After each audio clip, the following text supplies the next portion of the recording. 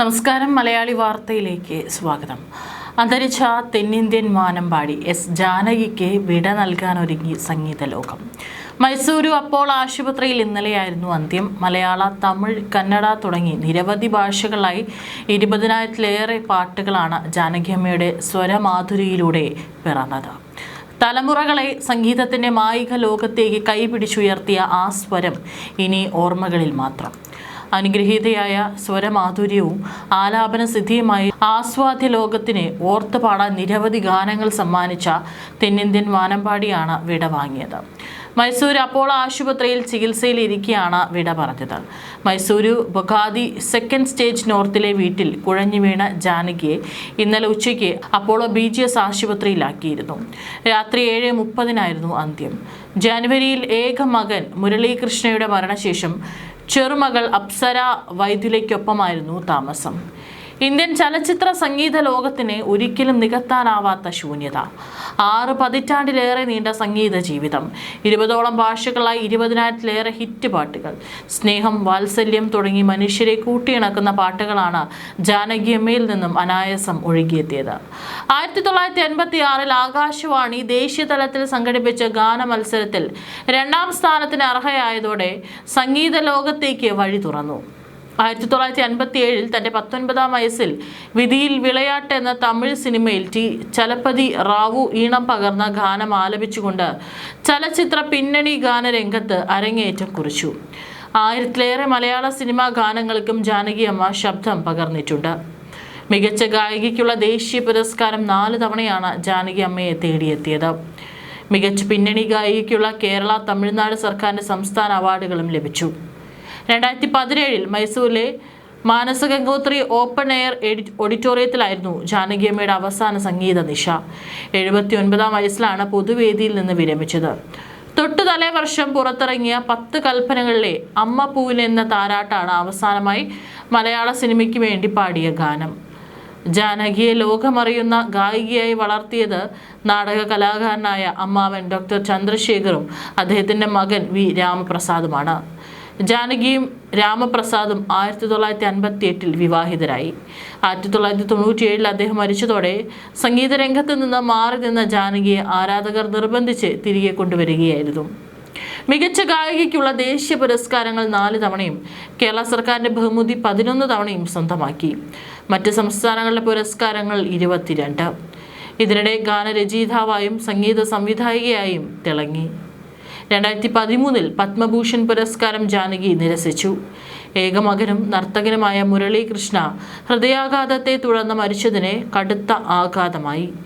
കുച്ചിപ്പുടി നർത്തകി ഉമ്മയാണ് മുരളിയുടെ ഭാര്യ. മകന്റെ വിയോഗമുണ്ടാക്കിയ വലിയ ശൂന്യതയിലും തൻ്റെ സ്വകാര്യത കാത്തു സൂക്ഷിച്ചുകൊണ്ട് പ്രാർത്ഥനാപൂർണമായ വിശ്രമ ജീവിതം നയിക്കുകയായിരുന്നു ഈ ഭാരതരത്നം. അന്യസംസ്ഥാനക്കാരിയാണെങ്കിലും മലയാളികൾ ജാനകിയമ്മയെ തങ്ങളുടെ സ്വന്തം ദത്തുപുത്രിയായാണ് നെഞ്ചേറ്റിയത്. പൊതുവെ അന്യഭാഷക്കാർക്ക് ഉച്ചരിക്കാൻ പ്രയാസമേറിയ മലയാള ഭാഷ കഠിന ശ്രമത്തിലൂടെ പഠിച്ചെടുക്കുക മാത്രമല്ല, തികഞ്ഞ മാധുര്യത്തോടെ മലയാളം സംസാരിക്കാനും അവർ ശ്രദ്ധിച്ചിരുന്നു. അവരുടെ പ്രൊഫഷണലിസത്തിന് ഉദാഹരണമായി നിരവധി സംഭവങ്ങൾ ഇന്നും ചലച്ചിത്ര പ്രവർത്തകർ ഓർക്കുന്നു. മൂടൽമഞ്ഞ് എന്ന ചിത്രത്തിലെ ഗാനങ്ങൾ റെക്കോർഡ് ചെയ്യാൻ മുംബൈയിലെത്തിയ ജാനകിയമ്മ കടുത്ത അസുഖം മൂലം കിടപ്പിലായെങ്കിലും സ്റ്റുഡിയോയിലെത്തി സോഫയിൽ കിടന്ന് വിശ്രമിച്ച ശേഷം ഒന്നിനു പുറകെ ഒന്നായി 3 അനശ്വര ഗാനങ്ങളാണ് പാടിത്തീർത്തത്. മലയാള സംഗീത സംവിധാനത്തിലെ കുലപതിമാരായ MS ബാബുരാജ്, ഇളയരാജ എന്നിവരുടെ മികച്ച ഗാനങ്ങളിൽ ഭൂരിഭാഗവും പിറന്നത് ജാനകിയമ്മയുടെ ശബ്ദത്തിലൂടെയായിരുന്നു. തെന്നിന്ത്യൻ സംഗീത ലോകത്തെ ആർദ്രമായ ആ ശബ്ദം നിലയ്ക്കണമെന്ന രീതിയിൽ പലപ്പോഴായി ഉയർന്നു വന്ന വ്യാജ വാർത്തകളെ പുഞ്ചിരിയോടെ നേരിട്ട ചരിത്രമാണ് ഗായിക S. ജാനകിയുടേത്. പാട്ടിൻ്റെ പാലാഴി തീർത്ത ജാനകിയമ്മയുടെ ജീവിതം അവരുടെ സംഗീതം പോലെ തന്നെ അത്ഭുതങ്ങൾ നിറഞ്ഞതായിരുന്നു. പലതവണ സോഷ്യൽ മീഡിയയും മാധ്യമങ്ങളും അവരെ മരണത്തിന് വിട്ടുകൊടുത്തപ്പോഴും അതിനെയെല്ലാം സമാധാനത്തോടെയും ആത്മവിശ്വാസത്തോടെയുമാണ് അവർ നേരിട്ടത്. 2010 മെയ് മാസത്തിലാണ് ആദ്യമായി ജാനകിയമ്മ മരിച്ചു എന്ന തരത്തിൽ വലിയ രീതിയിൽ ഒരു വാർത്ത പ്രചരിക്കുന്നത്. അന്ന് സോഷ്യൽ മീഡിയ ഇത്രത്തോളം സജീവമല്ലാതിരുന്ന കാലത്ത് ആന്ധ്രയിലെ ഒരു പ്രാദേശിക പത്രത്തിലാണ് ഈ തെറ്റായ വാർത്ത അടിച്ചു വന്നത്. ഏറെ കൗതുകത്തോടെയും ചിരിയോടെയുമാണ് അന്ന് ജാനകിയമ്മ ഈ വാർത്തയോട് പ്രതികരിച്ചത്. തൊട്ട തൊട്ടടുത്ത ദിവസം തന്നെ പത്രം വാർത്ത തിരുത്തി ഖേദം പ്രകടിപ്പിക്കുകയും ചെയ്തു. പിന്നീട് 2016 താൻ സംഗീത ജീവിതം അവസാനിപ്പിക്കുന്നു എന്ന് ജാനകിയമ്മ പ്രഖ്യാപിച്ചതിന് പിന്നാലെ വീണ്ടും വ്യാജമരണ വാർത്തകൾ സോഷ്യൽ മീഡിയയിൽ വ്യാപകമായി പടർന്നു. തനിക്ക് പ്രായമായെന്നും ഇനി വിശ്രമിക്കാനാണ് ആഗ്രഹമെന്നും ഒരു താരാട്ട് പാട്ടോടെ സംഗീതയാത്ര അവസാനിപ്പിക്കുകയാണെന്നും അവർ വ്യക്തമാക്കിയെങ്കിലും പലരും അത് തെറ്റായ രീതിയിൽ വ്യാഖ്യാനിക്കുകയായിരുന്നു. ഏറ്റവും ഒടുവിലായി 2026 ജാനുവരിയിൽ ജാനകിയമ്മയുടെ മകൻ മുരളി കൃഷ്ണ അന്തരിച്ചതിന് പിന്നാലെയാണ് സോഷ്യൽ മീഡിയ വീണ്ടും ജാനകിയമ്മയുടെ ആരോഗ്യത്തെക്കുറിച്ച് തെറ്റായ വിവരങ്ങൾ പ്രചരിപ്പിച്ചത്. മകന്റെ വേർപാടിൽ ജാനകിയമ്മ അതീവ ദുഃഖത്തിലായിരുന്നുവെങ്കിലും അവർ ആരോഗ്യവതിയാണെന്നും കുടുംബത്തിന്റെ സ്വകാര്യതയെ എല്ലാവരും മാനിക്കണമെന്നും കൊച്ചുമകൾ അപ്സര അന്ന് പത്രക്കുറിപ്പിലൂടെ വ്യക്തമാക്കേണ്ടി വന്നിരുന്നു. ഇത്തരം സൈബർ വ്യാജ പ്രചാരണങ്ങൾ ഒരു വശത്ത് നടക്കുമ്പോഴും തന്റെ യഥാർത്ഥ ജീവിതത്തിൽ മരണത്തെ മുഖത്തോട് മുഖം കണ്ട ഭീതിതമായ ഒരു അനുഭവം ജാനകിയമ്മയ്ക്ക് ഉണ്ടായിട്ടുണ്ട്. 1990കളുടെ ഒടുവിൽ ചെന്നൈയിൽ വെച്ചായിരുന്നു ആ സംഭവം. ഒരു ഡോക്ടർ നൽകിയ പെൻസിലിൻ കുത്തിവയ്പ്പിനെ തുടർന്നുണ്ടായ കടുത്ത അലർജി കാരണം ശ്വാസം മുട്ടി ബോധം മറിഞ്ഞു പോയ ജാനകിയമ്മയുടെ ജീവൻ അന്ന് രക്ഷിച്ചതും ഒരു മലയാളി ടാക്സി ഡ്രൈവറായിരുന്നു. കനത്ത ട്രാഫിക് തടസ്സങ്ങൾക്കിടയിലൂടെ വെറും 10 മിനിറ്റിനുള്ളിൽ സാഹസികമായി വണ്ടി ഓടിച്ച് അദ്ദേഹം ജാനകിയമ്മയെ ആശുപത്രിയിൽ എത്തിക്കുകയായിരുന്നു. കൃത്യസമയത്ത് ആശുപത്രിയിൽ എത്തിക്കാൻ കഴിഞ്ഞതുകൊണ്ട് മാത്രമാണ് അന്ന് ആ ജീവൻ തിരികെ ലഭിച്ചത്. അന്ന് ആ ദൈവതുല്യനായ മനുഷ്യൻ കൂടെ ഉണ്ടായില്ലെങ്കിൽ താൻ ഒരിക്കലും ഉണരില്ലായിരുന്നുവെന്ന് ജാനകിയമ്മ പിന്നീട് നന്ദിയോടെ സ്മരിച്ചിട്ടുണ്ട്.